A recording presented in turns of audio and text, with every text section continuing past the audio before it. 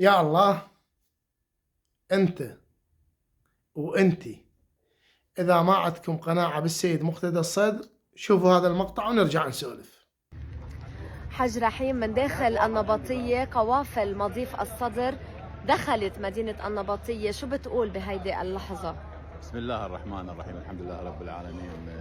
بعد التوكل على الله سبحانه وتعالى بدأ المرحلة الثانية من الوقفة الإنسانية لإخواننا اللبنانيين المتضررين من العدوان الإسرائيلي حسب توجيهات سماحة السيد القائد عز الله السيد مقتدى الصدر بالوقوف جنبا جنب إلى مع الإخوان اللبنانيين بعد العدوان. اليوم الحمد لله والشكر يوم وجبنا هاي المساعدة. شفتوا المقطع إخواني؟ أسألكم بالله، مثل السيد مقتدى الصدر مو يستحق واحد أن يفتخر به؟ إنسان وطني شريف شجاع أبو غيرة. لا تقول لي أكو من جماعته فاسدين وما أعرف شنو. النبي أكو بأصحابه فاسدين، الإمام علي عليه السلام أكو بأصحابه فاسدين، الحسين، الله عز وجل بخلقه أكو فاسدين.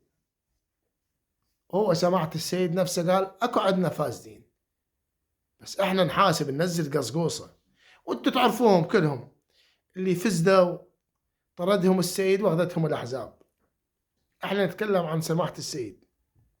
إخواني قسما بالله آل الصدر هم الحق، والسيد مقتدى الصدر هو إنسان شريف شجاع أبو غيرة يريد الخير لكل الناس.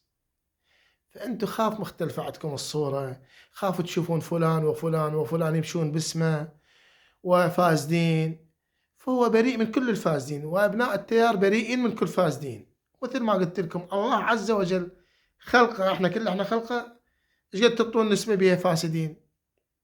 على العموم يا اخواني، شوفوا السيد، شوفوا اتباع السيد المخلصين، شوفوا الطاعة مالتهم، شوفوا الهيبة اللي عندهم. فلا تختلط عليكم الأوراق ولا تختلف عندكم الصورة. ترى السيد مقتدى الصدر هو الحق، وكل واحد يتبعه ينجى في الدنيا والآخرة. ليش هو الحق؟ لأن ماشي في نهج محمد وآل محمد أجداده. اللهم صل على محمد وآل محمد. إن شاء الله وصلت الصورة. اللهم اشهد أني بلغت. في أمان الله.